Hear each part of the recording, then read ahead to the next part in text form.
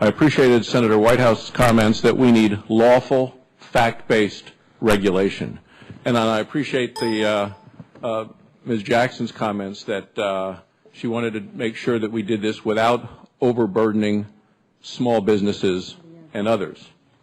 And that brings to my concern and the question, Ms. Jackson, about the EPA recent proposal finding greenhouse gases, as you said, are a danger to the public health and welfare. It really appears to me that that decision was based more on political calculation than on scientific ones. In a memo that I received this morning, and it's marked deliberative attorney-client privilege, 9 pages, you are mentioned on every page of this memo. It is a White House memo.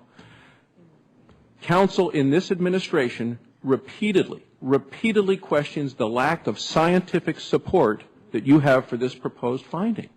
It's here, 9 pages. This is a smoking gun, saying that your findings were political, not scientific. Here, page 2.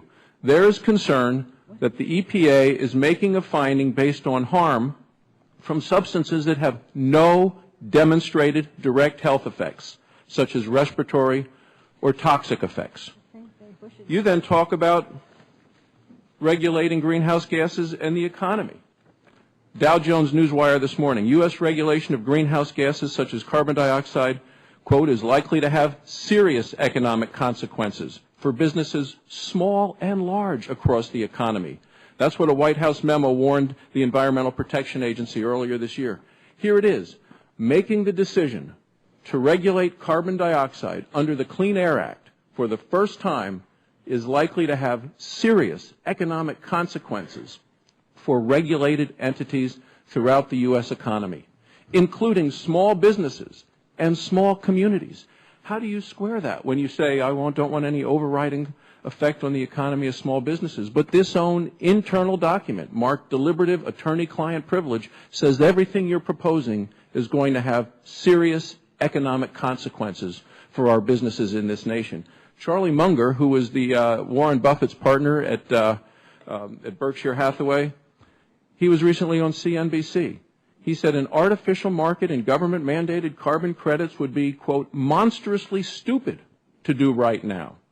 He added that the move is almost demented, considering other nations' intention to continue industrial development emitting vast amounts of greenhouse gases. I could go on, but I am fascinated to see what you have been saying and yet to see what the White House has been writing and where you're on every page. Would you like to comment? Certainly, I'd like to comment, Senator. I don't have that document in front of me, so I'll comment generally on any of the issues you bring up. May I just inquire if the Senator intends to make that document a matter of record? And if so, I'd ask unanimous consent. With your permission, Madam Chairman, I would be happy to do that. That way we all know what we're talking about, and I appreciate it. Thank you, Senator. That objection will be in the record. I will answer briefly, Senator, because I suspect we will have this discussion many times. I disagree with several of the characterizations. The first is that the endangerment finding is a scientific finding mandated by law, mandated by the Supreme Court.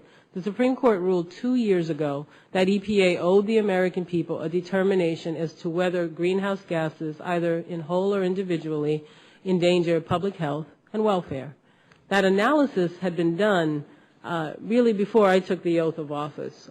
We did review it, as I promised to do at my confirmation hearing. We reviewed the science of it. We went through interagency review through the White House. So, again, I'm not sure what that document may say. It's deliberative, so obviously it's people's opinions.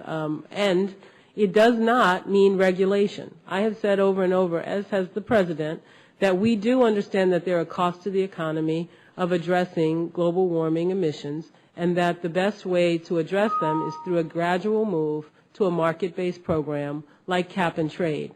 There's a difference between a cap and trade program, which can be authorized by legislation and is being discussed, and a regulatory program.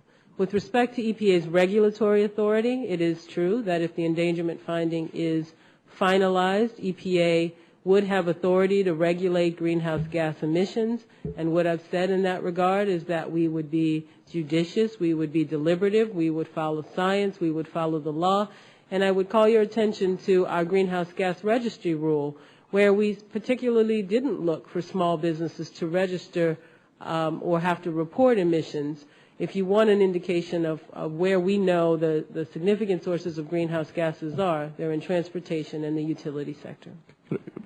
One last quick question, Madam Chairman, if I could. Could you please explain then by what authority can the EPA decide to not include all of these other emitters of carbon dioxide who do reach the emission thresholds set out in the Clean Air Act? I mean, how can anyone in your administration decide where to draw that line? The law, as you just said, is clear. So how do you not go after everyone or expose yourself to lawsuits for all of those others? Senator, thanks. I know this has been an issue that we've gone back and forth on. It's one I look forward to having continued dialogue on. If it comes to that point where we're into a regulatory mode on greenhouse gas emissions, I will say only the following two things. I'm not prepared here to outline the legal strategy. Certainly it would be one of the things we would propose as part of a regulatory agenda.